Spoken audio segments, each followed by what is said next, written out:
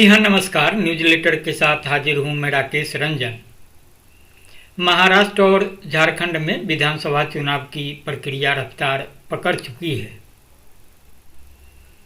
इसी साल हम लोगों ने लोकसभा और हरियाणा विधानसभा चुनाव को देखा है, जिसका मुख्य नारा था भाजपा हराओ।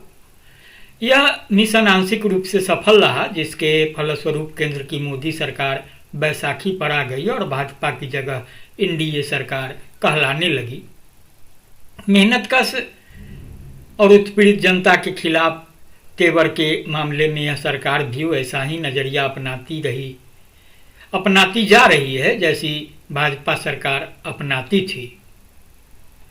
तो लोकसभा और हरियाणा विधानसभा चुनाव के अनुभव के हवाले से महाराष्ट्र और फिर झारखंड में हो रहे विधानसभा चुनाव को देखने की कोशिश की है समकालीन चिंतन के संपादक डॉक्टर राम कविंद्र ने बृहद विश्लेषण किया है। डॉक्टर साहब कहते हैं कि इन विधानसभा चुनावों में भी भाजपा के नेतृत्व में एनडीए और कांग्रेस के नेतृत्व में इंडिया गठबंधन मैदान में उतरे हैं। इन विधानसभा चुनावों मतलब महाराष्ट्र और झारखंड विधानसभा के चुनाव, इसलिए स्वाभाविक है कि हमारी नीति भी लगभग वैसी ही रहे जैसी लोकसभा चुनाव में थी। इस बदलाव के साथ कि अब हमारा नारा होना चाहिए एनडीए हराओ। निश्चय ही झारखंड में इस सूची में आजसू, जनता दल यूनाइटेड और लोजपा रामविलास के नाम जुड़ेंगे। साथ ही हमारी एक भूमिका और बढ़ जाती है कि हम चुनाव आयोग की संदिग्ध भूमिका और उसके खिलाफ आवाज उठाने में विपक्षी दलों की हिचकिचाहट पर भी प्रकाश डालें। इस स्थिति में बेहतर होगा कि लोकसभा चुनाव के नारों को हम एक बार फिर याद दिला दें। भूख के खिलाफ रोटी के लिए, बेरोजगारी के खिलाफ रोजगार के लिए, वैमनस्य के खिलाफ सौहार्द के लिए, अत्याचार के खिलाफ न्याय के लिए, फांसीवाद के खिलाफ जनतंत्र के लिए संघर्ष करें। लोकसभा चुनाव में भाजपा को परास्त करें। इस अपील के दो पहलू हैं। पहला पहलू जन समस्याओं के समाधान के लिए संघर्ष का है और दूसरा संघर्ष की राह में रोड़ा आसान करने के उद्देश्य से भाजपा अब एनडीए को हराने का। इसमें संघर्ष यानी सड़क पर जारी जनसंघर्ष प्रधान रूप है और भाजपा को हराना उसमें सहायक होगा।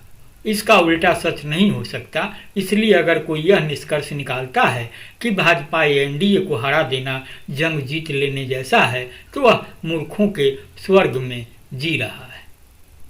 लोकसभा चुनाव के बाद दो बैसाखियों पर आ जाने से डरी मोदी सरकार इन किन प्रकार से चुनाव जीतने पर उतारू हो चुकी है और चुनाव आयोग उसका सहयोगी बन गया है। वैसे तो चुनाव की प्रक्रिया और चुनाव आयोग की साख पर सवाल पहले से उठते रहे हैं, लेकिन इस बार वह साख अब तक के सबसे निचले स्तर पर पहुंच गई है। लोकसभा चुनाव के मतदान का विश्लेषण करते हुए association for democratic reforms ADR ने कई विसंगतियों का उल्लेख किया है। सिर्फ 5 ऐसे लोकसभा क्षेत्र थे जहां डाले गए वोट और गिनती किए गए वोट में समानता थी। 362 लोकसभा क्षेत्रों में गिनती के वोट डाले गए 598 वोट कम थे। इसके विपरीत 176 लोकसभा क्षेत्रों में गिनती के वोट डाले गए वोट से 35,093 वोट ज्यादा थे। सवाल उठता है कि घटे हुए वोट कहां चले गए, बढ़े हुए वोट कहां से आ गए और मतों के इस अंतर का लाभ किसे मिला। अंतिम सवाल का जवाब महाराष्ट्र की संख्या वोट फॉर डेमोक्रेसी ने देने की कोशिश की है। उसने अपनी छानबीन में पाया कि लोकसभा चुनाव 2024 में चुनाव आयोग के अनुमान और वास्तविक मतों की संख्या में 4.65 करोड़ का अंतर है और अनुमानतः इसका लाभ करीब 79 सीटों पर भाजपा को मिला है। अगर ये तथ्य साबित हो जाते हैं तो मामला साफ है कि एक हारी हुई पार्टी सत्ता पर काबिज है। इन दोनों संस्थाओं के उपर्युक्त आंकड़े अखबारों में छप चुके हैं और हर सजग नागरिक को इसकी जानकारी होगी। अब हमारी दिलचस्पी यह देखने में है कि राजनीतिक दलों पर इन खुलासों का क्या प्रभाव पड़ा। पार्टियों के भीतर चाहे जो बहस चल रही हो, लेकिन व्यावहारिक धरातल पर कोई खास प्रभाव दिखाई नहीं पड़ता। याद कीजिए, ईवीएम और चुनाव आयोग की भूमिका पर संदेह तो 2019 चुनाव के बाद ही उठने लगे थे और यह काम कई गैर राजनीतिक संगठनों ने शुरू किया था, किसी राजनीतिक पार्टी ने नहीं। विपक्षी राजनीतिक दलों की चुप्पी का क्या मतलब हो सकता है? संभवतः यह कि पूंजीवादी व्यवस्था की सेवा के लिए प्रतिबद्ध पार्टियां उसकी मूल खामी को पूरी तरह उजागर नहीं करना चाहती। उन्हें डर है कि कहीं अव्यवस्था न पैदा हो जाए और परिस्थिति उनके हाथ से बाहर न निकल जाए।